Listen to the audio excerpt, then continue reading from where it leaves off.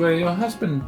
This is your husband's house originally, or? No, and I'll just go ahead, and he passed away 5 years ago. I see. He was he was a potter.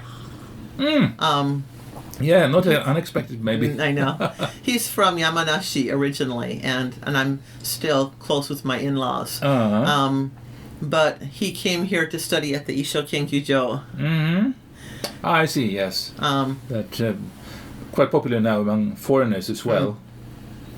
There's Ceramics Study Institute. Yeah.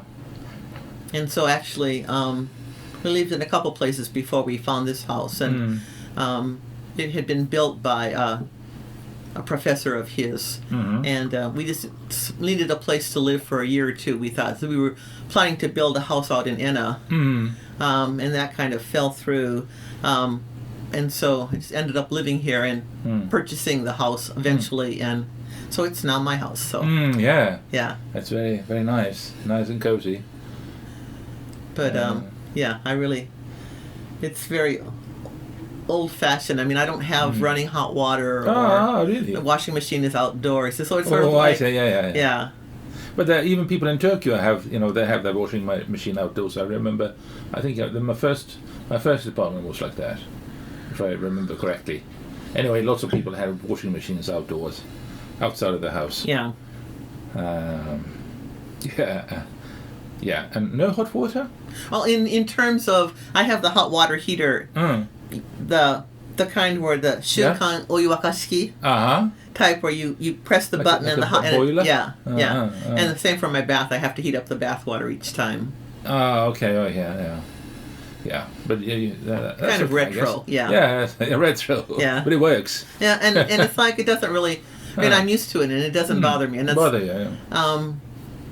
it seems likely that after I quit living here, whenever that may be, that will probably, this house will be torn down and the land will be sold, I'm assuming. And so it seems silly to invest a lot of money in improvements. I guess so. Yeah. The only difference is it takes a little bit more time, I guess, before you get the hot water coming, or no, not really. No. Yeah. Oh, it's quite interesting. It's not that there's no practical difference at all. Then I can't take a shower right away. I have to heat up the bath and then wash myself from that. So, okay. I have to get up in the morning if I want to take an early bath. I have to get up like 45 minutes ahead of time and turn on the bath. That's quite interesting in your daily life. I mean, we foreigners, Westerners usually, even I used to take a morning shower, I guess, but now, well, I've been married twice. Even, my wife now, she wouldn't let me into the futon unless I was coming out of the bath. So, yeah. And so I've been taking hot baths every night.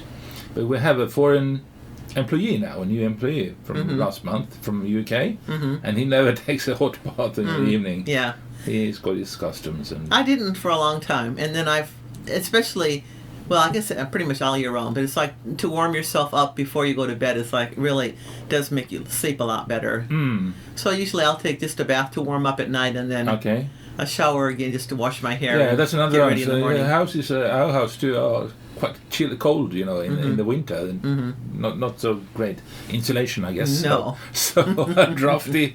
So it's nice to have a hot bath for that reason as well. Yeah. And I didn't understand why people had these hot, heated, toilet seats, but that's another. Now you know. Shocker. Yeah. When you sit down on that one, it's pretty painful. Yeah. But how old is this house? We don't know for sure, but when I had the title moved into my name, I asked and said if they could find out. I'm 60, I'll be 66 this year, and we're guessing that it's around the same age. Oh. So. I see. Like maybe 70 years old, give or take, So sometimes we don't actually know for sure. Yeah. Okay. You don't know the original owner or who that was? No. Or I'm not sure when they built it. Yeah. What brought you to Japan in the first place? I came over. I'll tell you the kind of the little bit of background. Yeah. I went to a very small liberal arts college called Earlham College in Richmond, Indiana. Indiana, yeah. And Earlham College has a study abroad in Japan program. Okay. When I was a senior in high school and I had been accepted to Earlham, they sent me a postcard saying, you need to choose a foreign language. And I'd done a little bit of Spanish, but I've always liked being different from other people. Oh, that's good. And I'm not all the same kind. So I'm just checking that. Okay. And so it was sort of like, I like doing exotic things. Spanish, French, German, You're not into this lemming behavior. No, blah, blah, blah, blah. Yeah. Other years they had Swahili in years after that, and that would have been even more exotic. It may have ended up in Africa, but that year Japanese was the most exotic language, and it's like I knew nothing about Japan, didn't really have any interest in it, but it was like, you didn't know about it, so you wanted to know. I don't know anyone else who's taking Japanese. That's different, and so that's literally one of those checks that literally changed my life. Yeah. So I went to Earlham and took Japanese, and it turns out I kind of knew I wanted to study abroad, and it turns out that there was. How did you experience your studies there? Did you enjoy them, or was it sort of painful, or? At college? Yeah, the Japanese studies. Earlham had only two undergraduate Japan study majors that you could take in the U.S. I think Harvard was the other one back then. Oh, that wasn't much. No. So it just happened to be that Earlham had a very strong Japan studies program. And so at the end of my sophomore year, it's like, well, I've got too many Japan-related credits. The only major I'm going to be able to finish in 4 years is Japanese studies. So, oh well. And so I came to Japan for a year for my junior year. And all of the credits I was able to transfer back. And met my husband-to-be, Takashi. Yes. And we fell in love, and we had a whirlwind romance. And so before I went back to the U.S., we committed that we would that I would come back after I graduated. I see. You went back again. So I went back for my senior year, and this was, of course, before internet. Yeah. I think we talked on the phone twice. I mean, it's like, so it was letters. Yes. We managed Very to expensive keep it. Call internationally. Oh, yeah. So we managed to keep our relationship going through a whole year with just letters, which is kind of amazing. Did you speak quite good English, or did you get by in Japanese? Both. Yeah, so okay. It was a mixture of, Yeah. But you were far enough anyway to be able to handle that, and you sort of met him halfway. Yeah. Oh, that's good. So I guess you taught each other's languages as well. Well, no, he never really learned English. Well, I think he used to watch TV, like the NHK Teach Yourself English programs and stuff, but he almost never spoke it in front of me. It's like, I don't think he really needed to, because he had a built-in interpreter, Yeah, it's very common in Japan. They are sort of, monolingual, stuck in their monolingual world, I guess, but yeah. Well, I guess on the other hand, you learned a lot of Japanese from that. Yeah. It's kind of, there's no choice. And there must have been even fewer people speaking English in those days. Even I remember, when I came 30 years ago, even in Tokyo, people were sort of, they ratted when I got into a little cafe somewhere. You go. Exactly you go. the same thing as that. Nobody wanted to serve you because they weren't confident they could handle this foreign person. And boy, the days have changed since then. It's nice that now in Tokyo at least, well, they expect you to, even if you go into McDonald's, whatever, some sort of restaurant, nobody's surprised or they speak to you in Japanese, address you in Japanese all the time. I guess that's hard for foreigners who come and expect people to speak English, because that's not true. They still, I don't think they're much more proficient now than perhaps in those days when you came. Yeah, and you would think with all the resources they're putting into having them learn English that, but that doesn't really seem to be making a big difference. No, I guess they're learning the wrong way. That's my only guess. And also, no opportunities to actually to practice. I'm an English conversation teacher. Yes. And but it's hard because my students don't really have any chance to practice outside of class, and so I know the problem. So it's a long gap between each session. Lesson, and they tend to forget things as well. So it's a long ride, I guess, for a lot of people. But they are diligent. They do study, and So have you been teaching here, or are you teaching at a school, or? I teach on my own. On your own, okay. So I've never really had a language school, been part of a language school kind of thing. I've always taught independently. But I don't teach here at my house. I have classes at Kominkan's or the community center. Private, Yes. Or I have a couple of private classes at people's homes. And I see. Okay.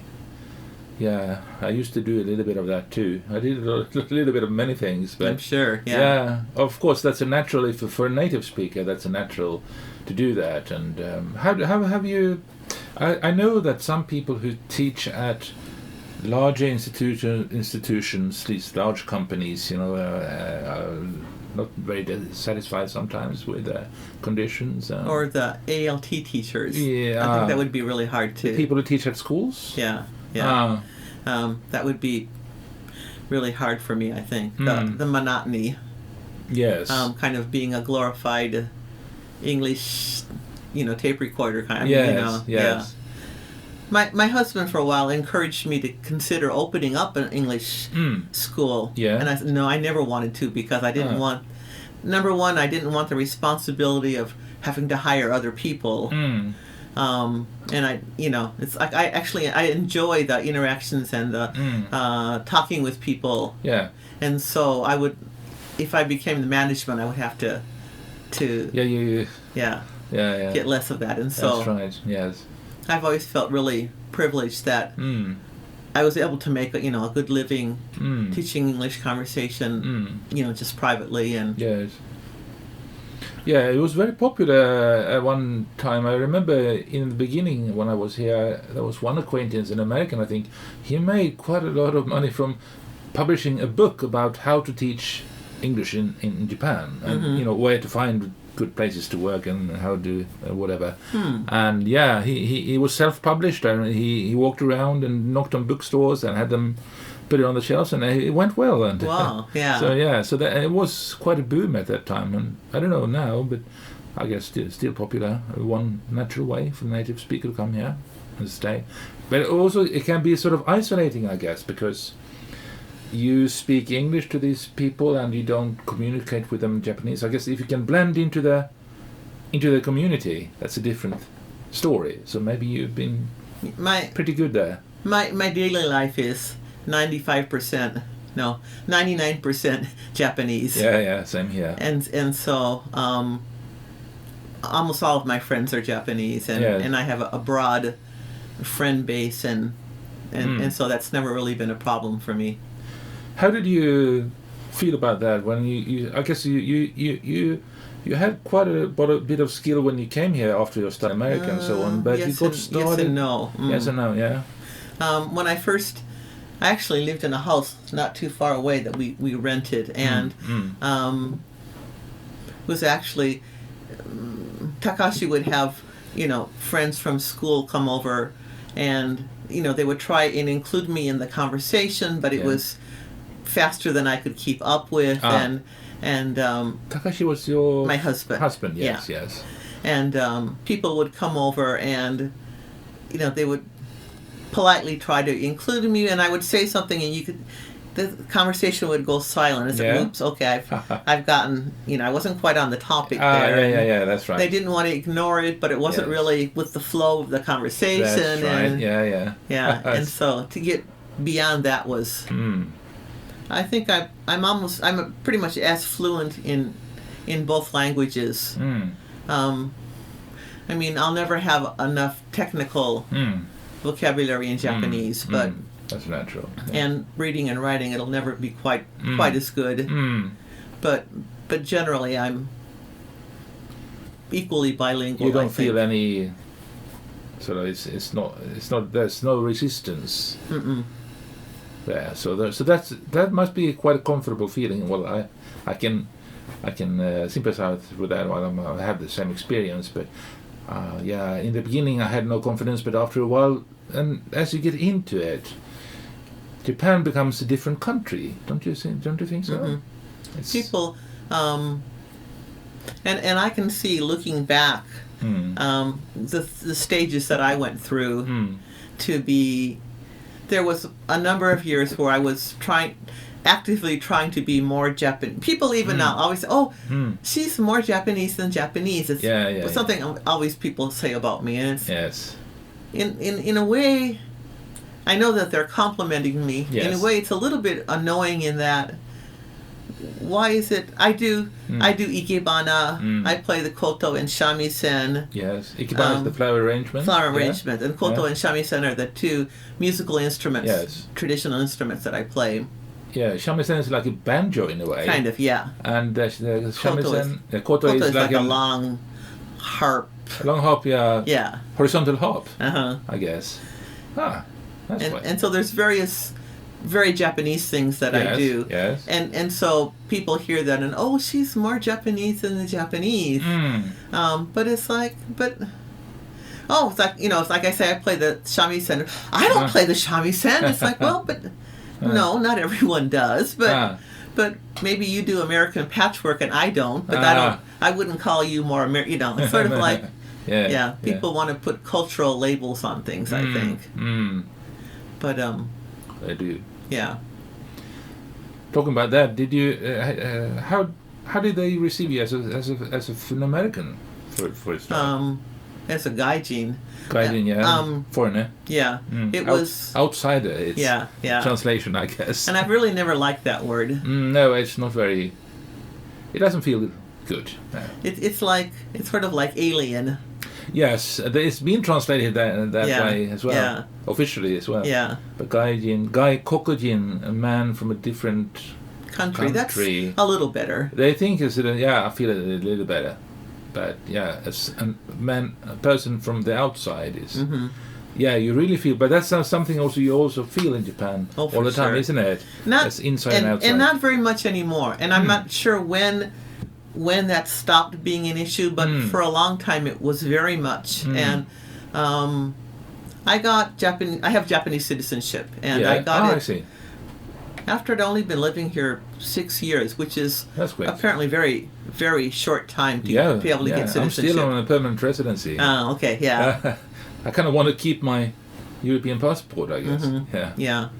And so when I got my citizenship, one of the things that I most thought about would be whether I could stand being a gaijin the rest of my life, and forever always being seen as a gaijin. Yes. And whether I could deal with that or not. Yeah.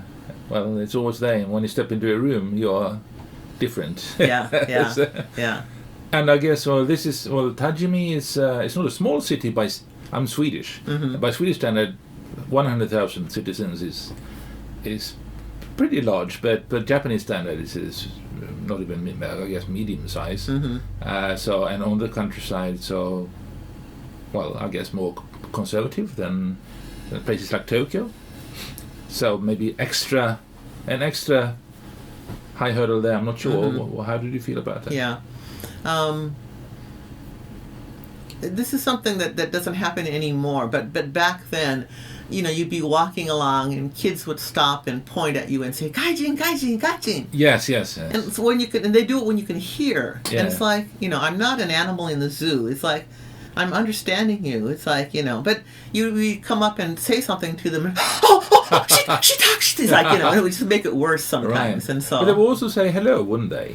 Yeah, but it was like, hello. Yeah. It was like, that's all I know. Yeah. But it's kind of, in a way, it feels to me that they're trying to say something or communicate something or, connect, or I don't know.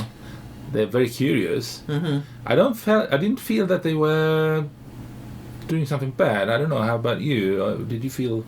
Not bad, but it was something that I had a lot of trouble, even still probably now, dealing with. And in fact, people are, where are you from? Yes. I get asked still, and it's like, I'm from Tajimi. or Gifu depending on Yes. where I am. And Yeah, it's like, Gifu Prefecture. but where are you really from? Well, I've lived here 45 years. Does Yes. that not qualify me to say that I'm from, Yeah. but where are you really from? And unless you tell them that, another country, they're just not going to, they want to put you in a pigeonhole, I think. Yes. That's true. And- Well, I guess and- they're also curious about the outside world and all these countries there, and I guess they're curious about what country you're from, so can you tell them something about your country or whatever? I'm not sure, maybe. I don't feel offended or anything, but I feel maybe they are sometimes a bit ignorant. Mhm. I don't know. That's a negative word, I guess, but yeah. I guess I don't like being. It's like once you say I'm American, or I was. Actually, I call myself American Japanese now. There's the term Japanese American is common, but in my case, American Japanese is probably Yeah, yeah. that's interesting. And it's like, oh, that's a good word, and I've never heard anyone else use it, but That's interesting. So maybe I'm soon to be a Japanese Swede then. or Swedish Japanese. Swedish Japanese. Yeah. Which one comes first? I think the one because you call someone Japanese American, the Niseis living in the U.S. or in other countries, you call them Japanese Americans. So I think your country of origin comes first, and then. Yeah, my feeling has been rather than feeling identifying with a certain country or culture now, it's becoming less and less identifying with any place. It's like, I feel at home wherever I go. Go to Hungary, go to somewhere, and just another foreigner or just another person. I don't know. That's my feeling. I don't identify with any culture anymore. Although I enjoy, of course, this culture because I'm learning more and more about it.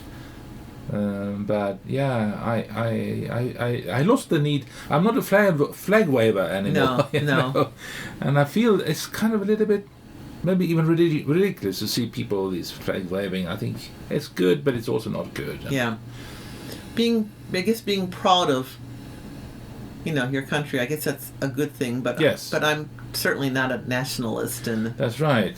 That's two sides of the coin there. well, it's like. Maybe. When the Olympics come on, are you going to choose? Are you going to cheer for Sweden or for Japan? It's Well, like, that's something I'm thinking about. I usually if there's a soccer game, say Japan and Sweden would play, then I would cheer for the side that I feel plays most fun soccer. I guess I like to, But I would guess that most countrymen wouldn't. Actually, I remember me and my friend were even back in Sweden, because Sweden was, we had a lot of ice hockey playing over there. Yeah, and so the Soviet Union, they were a very, very strong team. Almost impossible to beat. But just to annoy people, we would cheer for the Soviet team.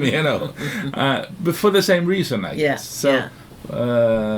And then people were very upset, So, no, I guess I was haven't been a very, very strong fan of my own culture, and I guess American also. I've never been to America, but I guess there are many states and there are kind of many countries in one big place. So maybe if you say you're American, maybe that's not even specific enough for you. How about? Well, it's like right now, I'm really glad I don't have American citizenship. It's, It's a little bit troublesome now. With the current state of affairs in the U.S., it's like, Yes. phew, Yeah, I'm glad I'm out of all that. It's like, It's a little bit chaotic. I would not be happy to be an American right now. Yeah. I'm not a political person, but No. yeah. Yeah, and that again is also got these nationalistic trends. Not only in America. I have to admit, even in Sweden, we have very strong. Yeah, I've been shocked. That's also maybe one reason I don't feel any Swedish feelings anymore, because the Nationalist Party has been growing stronger and stronger, and anti-immigration, stronger and stronger, and not good feeling. I don't recognize, and the country, and so many things are happening everywhere in the world now. It goes so fast that if you spend 10 years in Japan, which is a very different country from Western countries, maybe you just lose your connection. I don't know. How do you feel about that? Yeah, I mean, I don't feel like an American anymore, for sure. I have a lot of friends and family still in the U.S., and so I have that connection. But other than that, I can't imagine ever going back and wanting to live in the U.S. again. So interesting. But then neither do I necessarily feel like I have to live in Japan for the rest of my life. I mean, I could see. You can acclimatize. You can adapt to. I would like to think so. All kinds of cultures. Yes. Yeah. I think that's Japan is a good school in that sense. You know, you learn to adapt, I guess, and you don't agree with everything, but you can't fight the whole system either. So and there's so many good parts of it. So yeah, that's how you get by, I guess. Also got by, maybe you have the same feeling there, by not working for a big company. You didn't either. Oh, no. No. That's, again, a different experience. But sort of an interesting side note here. I think one of the... I said something a little bit ago about how, in the beginning, I tried to be more Japanese than Japanese. And it's like I would not be caught dead in McDonald's, you know, or it's like those foreigners who come and they need their McDonald's fixes. It's like, you know, and you're square in that box then. Yeah, yeah, and I moved beyond that, and there got to be a time where I got to be comfortable half and half, and was able to merge both of my identities into make kind of my own identity, and after I got to that place, that's when I got to be really comfortable. That's right, and I guess also language helps as well, because that opens another door. Your brain is now a mix of Japanese language and English language, and they work differently, and you think differently. I think, you know, it's not just a matter of vocabulary and all that, it's grammar. It's also a different way of thinking altogether, isn't it? So you have to switch between the two. Yeah. I do interpreting. When dance instructors come over, I will usually be the interpreter. And so it's like I have a little switch in my brain, and I can pretty much interpret quite easily back and forth. Yes. But I consider being bicultural a bigger accomplishment than being bilingual. Yeah. That's I agree with that. Because I think you can be bilingual without being necessarily bicultural. True.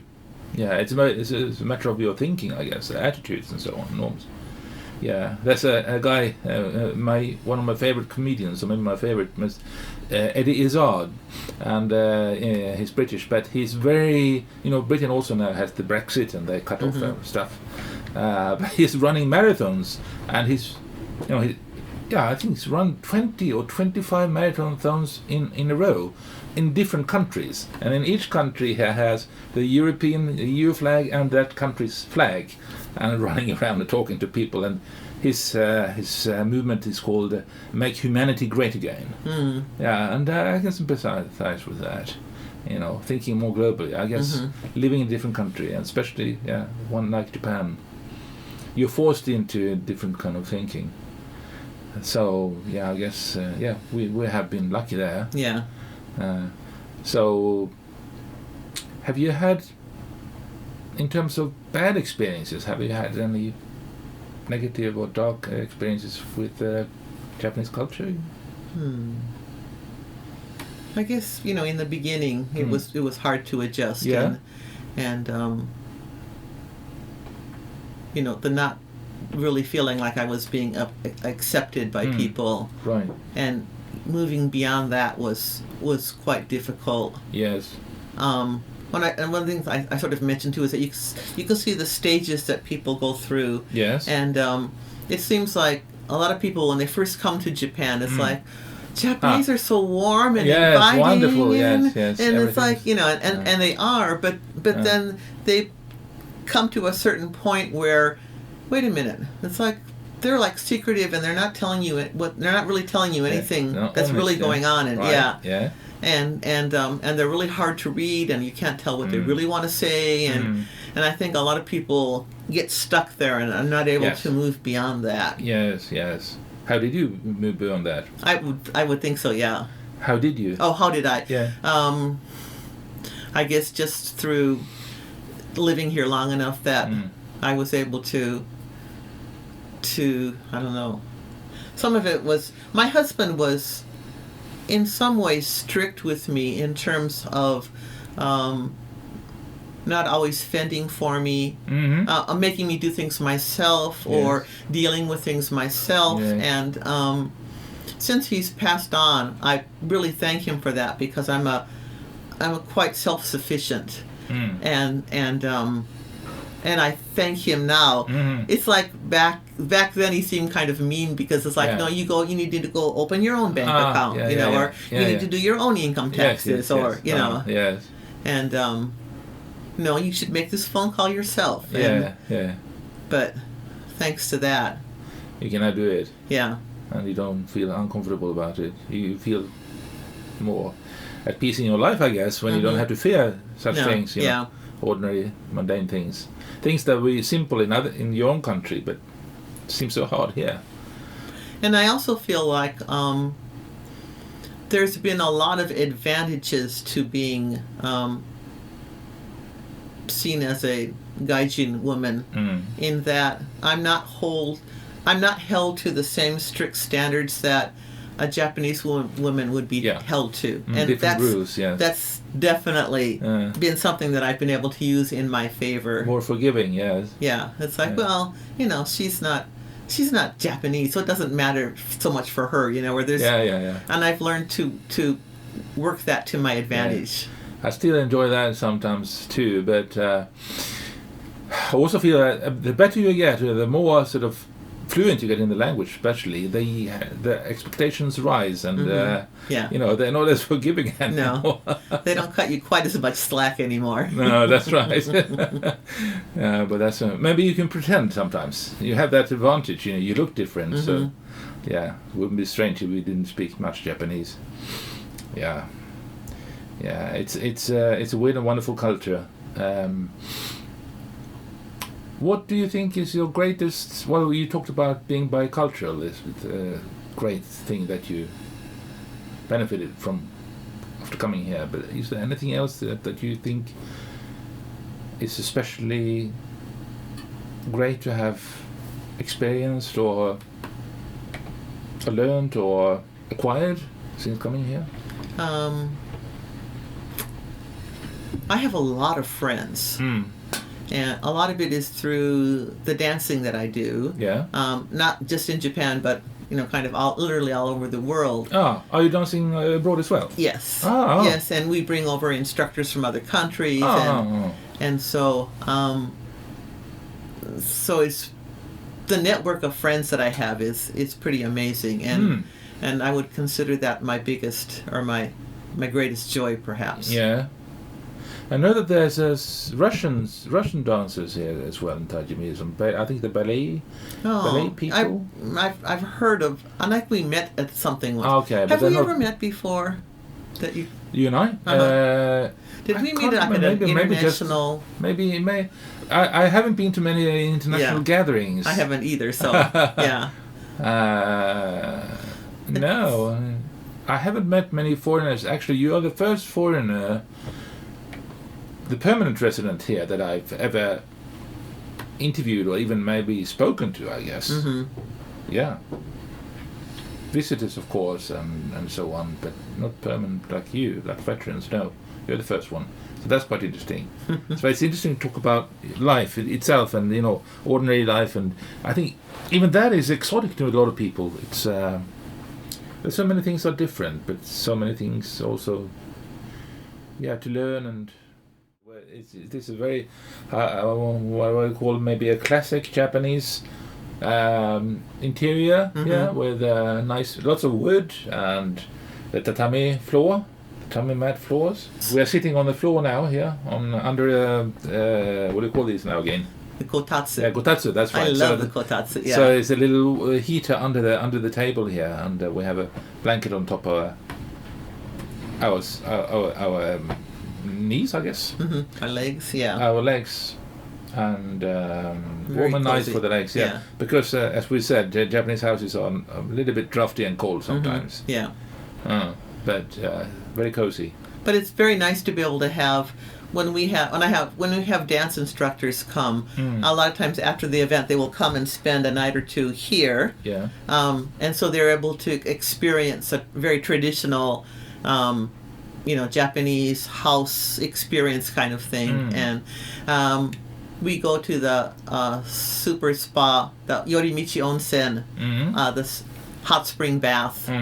I'm a regular there. Okay. So we'll go there and have a bath and then come home and go to bed. And so they get to have a little, a taste of Japan while that's they're a very here. nice experience.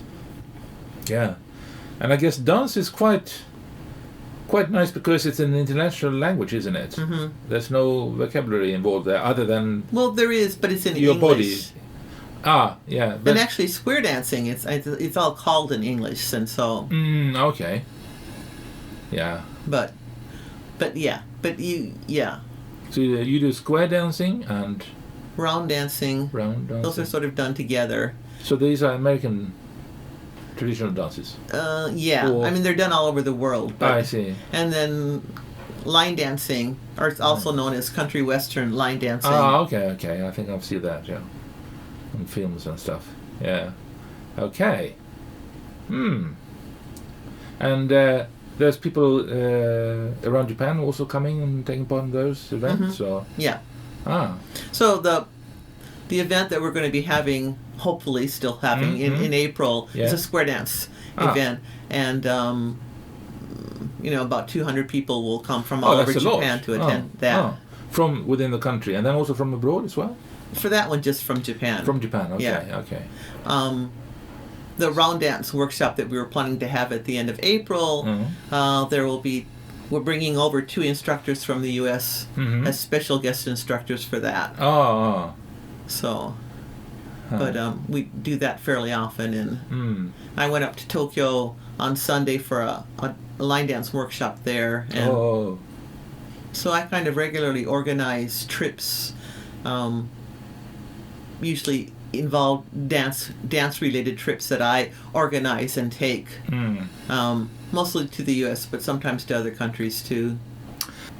I used to also do homestays for, I've done them for students and for adults, where I would take a group over and set up homestay programs for them and stay with them, and then that was something else that I've been organizing trips, and then usually I will stay on either before or after, and get my own trip out of it that way too. Okay, yeah, that's good. Otherwise, it's just work and no joy. I see. Yeah, that's a good idea too. Lots of ideas maybe for people who want to. What would your tip be for other Americans or other foreigners who want to come and live here? I know that there's now a lot of news about, for instance, IKEA, old houses that are deserted, I guess, abandoned, and sold for almost nothing, and foreigners are interested. They'd like to live in Japan for a while. Or my friend Becky Kikuchi, her husband's Japanese and she's American, was just writing on Facebook though about how they had to move out of the house that they've lived in for many years, and they've been looking at different IKEA type houses, and that apparently getting the financing is really, really hard. Is that ideally it seems like the people would be willing to sell them for a cheap price, but even that would be hard to finance. And to be able to get the financing for that, there's all kinds of because things that make it really hard. No, because her husband's Japanese, so that's not even, I don't think, a valid reason for that. Right. I'm not sure, but it sounds like it's just, there's all kinds of rules and regulations that make it hard. And she was, she seemed very frustrated. This is just via her Facebook page, so I haven't talked to her about it, but makes me glad that I was able to purchase this house when I did. And yeah. That's very what I'm thinking is, with this virus thing going on in the world and everything, that people might not move as much as before. But on the other hand, if you go to a place like this, which is out on the countryside, and work from home, then and there's the internet now. Then you can do a lot of things. You can work from home and enjoy, and the life. The cost of living in Tajimi is so much cheaper than Tokyo. Oh yeah. Yeah, Tokyo was a nightmare. Every month I was worried about how to pay the rent, and it was very crammed, very noisy, very. Yeah, I think there's not a stigma, but a stereotype that Japan is a very expensive country to live in. But it seems like. It's like, because steak is really. It's like they're comparing things that are not really generally eaten, or they're looking at the cost of living in Tokyo, whereas that's a different story. More out in the country you get, the cheaper it gets. Yeah, the only big thing is you need legs. They say you need a car to transport yourself around, but other than that, that and the visa. And the visa, yes. Yeah, I mean, you need some kind of a visa, and I think I don't, because I've had citizenship for so long. I don't know what the situation is now, but I remember back in the days, being able to get a visa was always one of the major issues, and you kind of needed someone to sponsor you. Yes, I remember. Yeah, I think it's getting easier, perhaps. I don't know. At least if you marry someone, which is a bit of a drastic step, but anyway. I remember I was trying to apply for a spouse visa, I think you call them. Yeah. And it took a long time before I got it. Then I wanted a permanent residency, because then you don't have to renew it all the time. It's a big hassle. But you had to be married for, I think, at least 10 years or 15 years, something like that. But that's being reduced now, apparently. Is it? Okay. Yeah, so I'm guessing that maybe other rules are also being loosened a bit.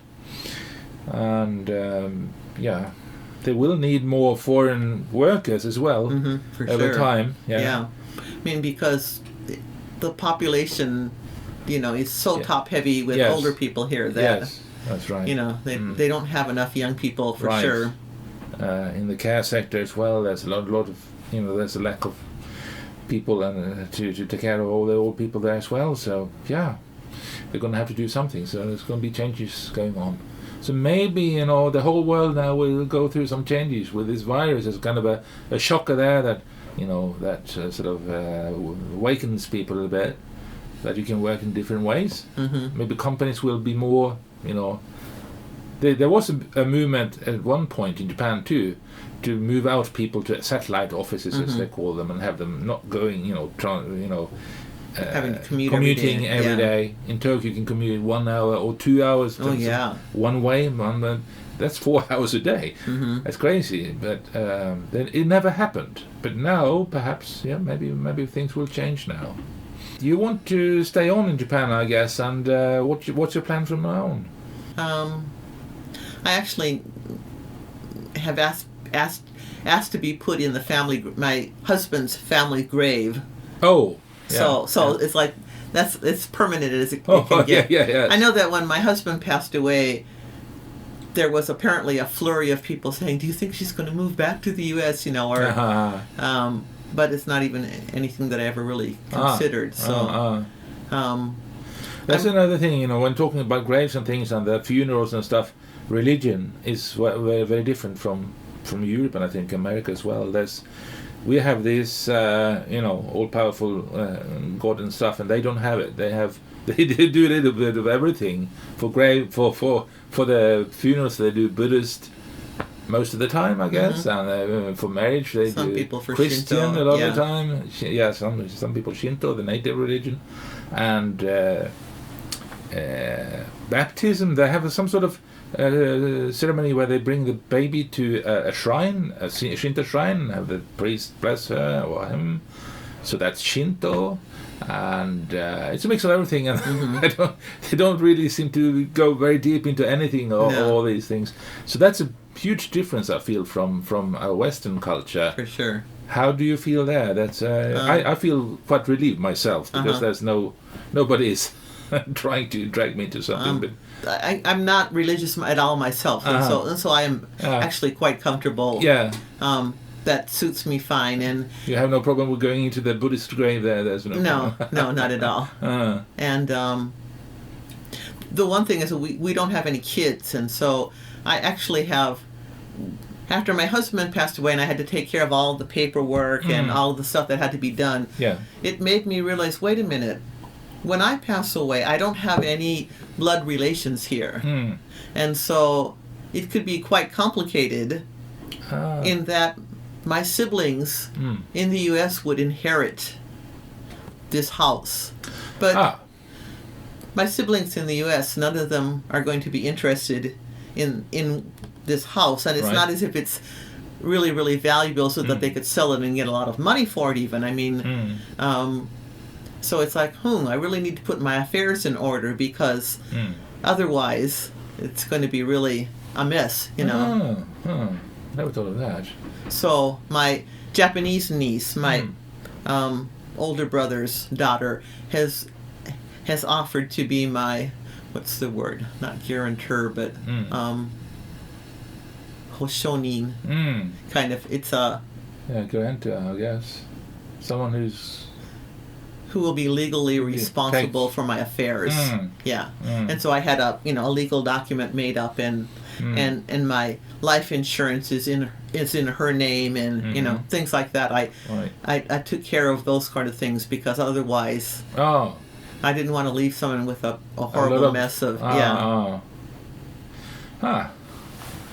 Yeah. But that's something that I had to think about when it got to be just me, I see. Yeah, I guess. Yeah. It's you got inspired to do that. I guess after seeing your husband passing away and everything, and it's not going to last forever. No. So yeah. Myself, I have lost all my family back in Sweden. They are gone. So I just have some distant cousin I'm talking to sometimes, and so that's another reason, I guess, why I've lost my. I cannot be a family man because I don't have one back home. I guess maybe also you had the experience when you're married to a Japanese person, then you're going to be asked to take part in their rituals and there's funerals and stuff. There's a lot of old people now, so they pass away quite regularly, and we have, my wife's grandmother just passed away, so there's going to be, first you have the wake, and then there's the funeral, and then there's the 49 days. Yeah, 49 days, and then there's the 3 months. Yeah, especially here in Tajimi, and especially in Kasahara where she lives. Very conservative, so they just keep on going. We're going to go every Saturday for a while now. Yeah. To do a bit of a prayer session at home there, and then there's going to be some big gathering again, and so much money as well going into that. Yeah. So that's something quite new to me. And I pretty much opted out of that. After my husband passed away, it's like we had a Buddhist funeral, and I did the 49-day ceremony, and then I said, I discussed it with his in-laws, and I said, I don't feel a need to do anything more than that I'm not religious myself, but if you feel like you would want to for him, then I would be willing to participate or help out, but I don't feel the need for it, and so they said that's fine. And then good, okay. So it's really lucky. Sounds that convenient. Yeah, because again, it's sort of here on the countryside. You might be a good thing and a bad thing, but you can be sort of dragged into these local affairs quite a lot. I'm going to be the custodian of the shrine. Oh my. For the next year. Yeah. Lots of ceremonies and things, and just imagine that. Yeah. Kind of interesting, but maybe more of a pain in the ass. Could be, But I guess afterwards it's going to be fun. I think I'm going to try to document that. I think maybe that's true. Yeah. One of the few I think that's done that, Yeah, it was quite interesting actually, because they even considered me for a local chief for a while, and I was supposed to be, because they go by age, and they go down. Okay. So it was my turn, but then they said, "Oh, well, a foreigner for a chief, that's a little bit too much." Yeah. So I managed to get away by being. Yeah, that's one of the times where it's nice to be able to play the gaijin card. You know? Yes, and I said, "Oh no, I don't know much about these cultures. Yeah. I'm going to be pain." All of a sudden, it's like my Japanese it's not so good anymore. It's right. Like, and nobody wants to do it. No. And I included myself. Yeah. We also had you have to do it for 3 years. Yeah. It's by law now. So and no reward really. Lots of work. So nobody wants. And no one's grateful for it. It's like people only complain about it and. All the old people said, "Well, you younger ones, you're young and healthy. You do it." No, we don't have any experience. You're going to have to do it. And everyone's trying to push it off on everyone else. Yeah. So we are lucky there. Yeah, custodian of the shrine. Maybe I have to put it on my business card. Work experience, Yes. Lots of stuff going on there. We have a little shrine around the corner, which is quite nice, up in the hill there, and lots of ceremonies going on there. Have you been involved in that, or you cut that off too?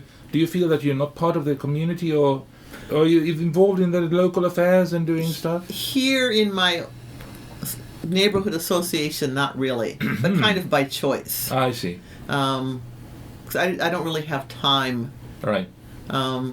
For example, though, this morning I did the Gomi Toban, where you go out and today is the people bring the recycled stuff to put out. And so today I was in charge of standing there for an hour and helping, get everything put into the correct container. Right. So that's really about the only thing I'm involved in. No, but I also have my Japanese wife, and that is also part of it, I think, because even if I could say, no, I don't care about this, I'm not interested, I'm not going to pay anything, I'm going to run my own race. But then, she will be afraid about people talking about that. Yeah. And that's this rumor mill and everything. And, and as we're having a business and everything, maybe it's good not to be, talked about in the wrong way. I mean, my husband had a couple jobs that he had to do that came. And since he's passed away, it's sort of like I'm hoping that I'm kind of sliding under the radar, And well, she lives by herself, and she's a gaijin, and maybe she doesn't really know. It's like if they want to think that's fine. That might be easier. Yeah, it might be a lot easier actually, since you are now on your own. That's true. Although the lady next door is also. Her husband passed away a year or two before mine, and we were standing out doing the recycle station together today, and she was saying that she always tries to get out of it, but it doesn't work for her. So, there you go. It's not easy to be Japanese. No. Maybe we're lucky. I think. Maybe you have the same feeling. I think that Japan has been very good to me because I can stay on the surface. I don't go, as I said, I haven't been working as a salaried man, as we say, for a company, not sucked into that big organization, the commuting and all the extra overtime work, doing my own stuff, and on the surface, but dipping down, when I like to. Maybe you have done the same kind of thing there with your free style of working. Yeah.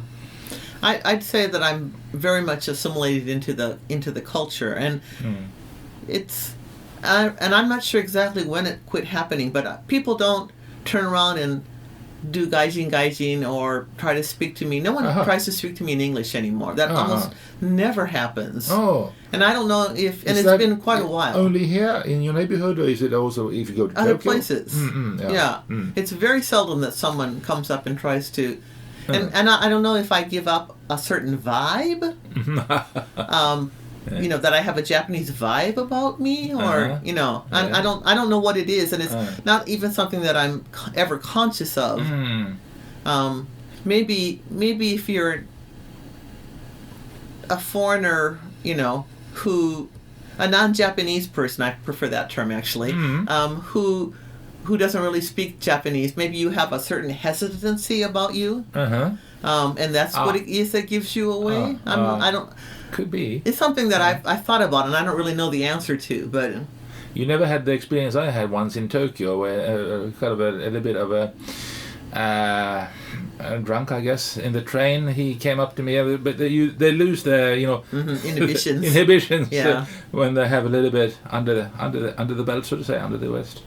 And so he came up to me and asked me if he could touch my nose, because our noses are very long, big nose, yeah. That was funny. I thought maybe it was silicone or something.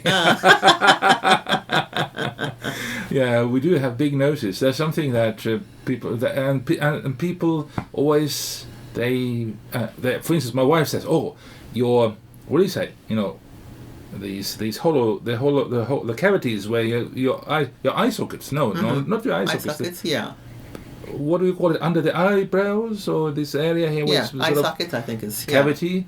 Yeah. Oh, you have such shadows there. She said, I'm flat. There's the sun is shining all the way in. So, and I guess I stopped thinking about it. But when you look in the mirror, sometimes you're surprised. Your profile is very very different from. Still catching some. And it's sort of like, it's always bothered me that people are always going to see me as a guy. And yet, if I'm walking or driving in Tajimi and I see someone who's non-Japanese, it's like I do a quick double take. I mean, you can't help but notice them. Right. I mean, I do too. And so, and therefore, it's like, okay, yeah, I guess, it's just really, it's something that can't be helped, I guess, it's... People being polite. People think Japanese are very polite, when they come to Japan first. But I have the feeling now also they can be quite rude sometimes, and they don't have any inhibitions. When a lot of people, in my neighborhood, when they meet me, after a while or something, they say, "Oh, Hans, you've been putting on some weight lately." And you would never say that in Europe to people. Of course, not a lady, but even to a man, I think it's a little bit rude to comment on a person's looks.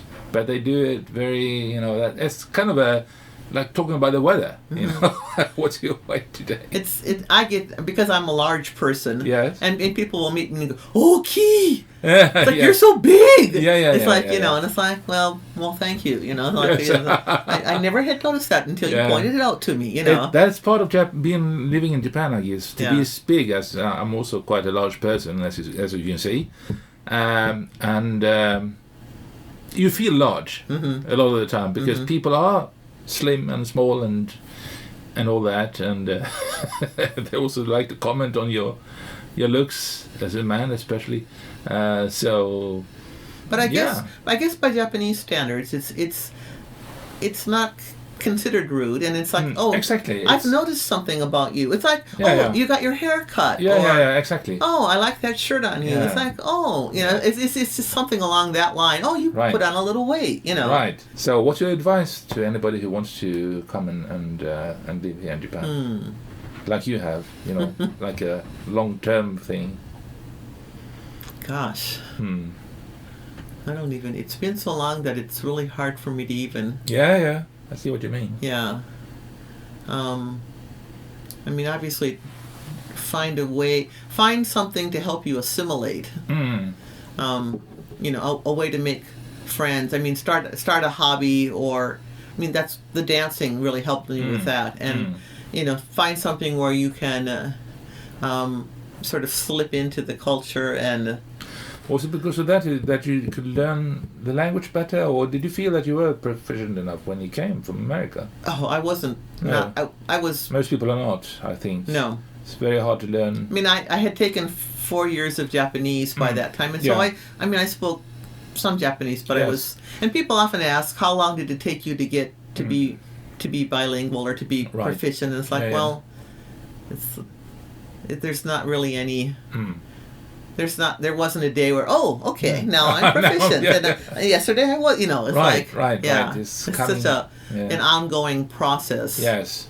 I mean, and still... Never ends. Yeah. Maybe that's also a good thing, but I think I have a feeling I'm going to stay healthier in a way, especially maybe not going so senile as quickly as some people, because the brain has to work double duty. I'm doing triple duty. Yeah. They say it's good for you. Yeah. The language maybe, is first key there. And same thing for me. I wasn't proficient at all when I came after my studies, since I also studied at university, but in Stockholm. But it's impossible, I think, to get the feeling of how the language really works. You can read it in a book, but it's so different from actually using. And that's the same thing with the Japanese learning English here, is that, unless they get a chance to go out and use it in the real world. Right. Yeah. That's how you have to do it. You have to practice.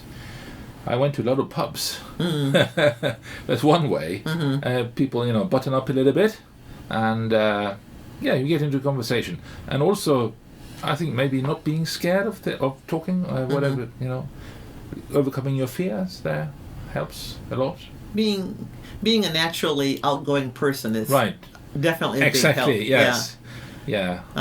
I have one friend here in Tajimi, foreigner, who is not an outgoing. He's almost autistic. He says himself, and so he studies Japanese, but he doesn't use it, mingle. Yeah. So he will never get any of this. It's a bit of a shame, but I feel he's not progressing very quickly, because you have to. That would be really hard. Yeah. Yeah. And reading and writing, it's hard, but the most important, I think, is to be able to actually communicate. Otherwise, you won't enjoy your life. Do you agree? And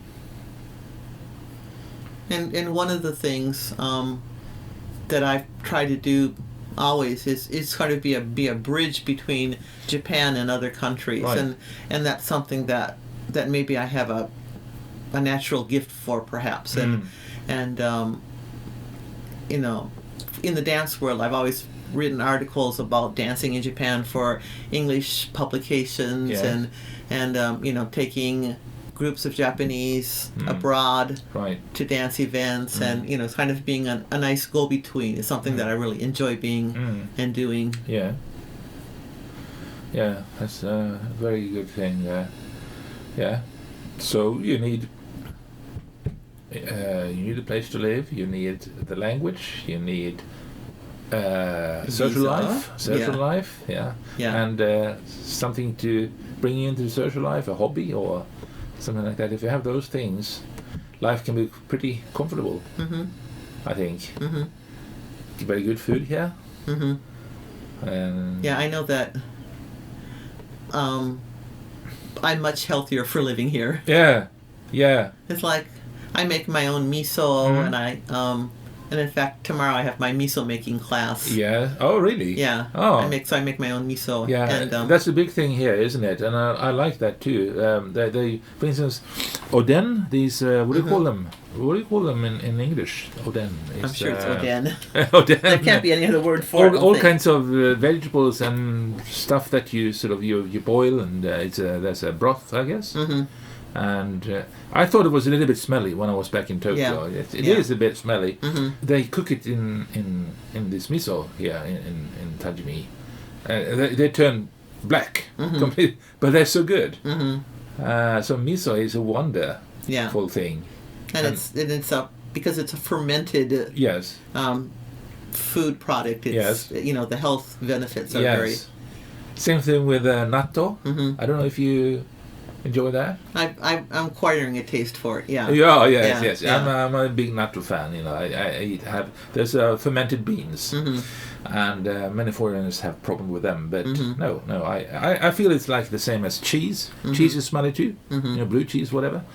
But when you get a taste for it, it's really wonderful. So, and that's also a health food. Yeah. So I enjoy that. I enjoy eel. What do you think of that? Eel is a big thing as well. I'm not an eel. You're not a fan? No. The same thing there. Eel in Tokyo was not so good for me because they steam them, and they're sort of not as crispy and nice as here, where they cook them in a very different way. So but there's nothing that I don't really cannot eat here. Shokara is one thing. What do you call them in English?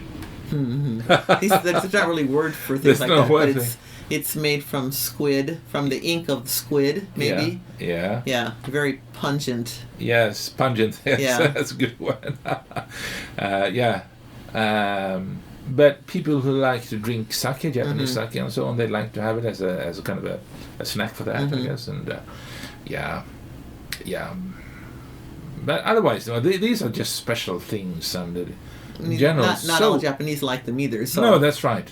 I even met Japanese who doesn't like rice. Really? Yeah. Yeah. That would be hard. Yeah. Yeah. But there are people like that. So, and as you said, it's not expensive either. You can go to a fast food place with quite decent food for 400 yen, 300 yen.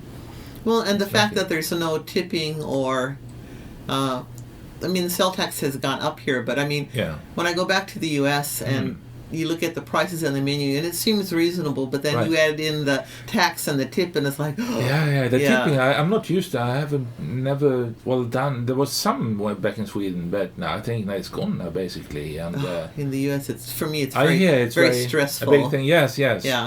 Yeah, no tipping here. Not at all. That's so good. You just pay what's on the price tag, and that's it. Yeah. And you can haggle in some situations, but normally not. So no hassle. Haggling, can be interesting, but when you're not used to it, it's very time consuming, and it can also be stressful. Yeah, it can. Okay, well, it's a very nice time here talking to you, and the first foreigner, long-time resident I ever spoken to. I think, except for myself when I look into the mirror. I think this ordinary life, everyday's life, is one of the most interesting things to talk about, and you have been able to give us some of that. So thank you very much. Thank you for coming to talk to me.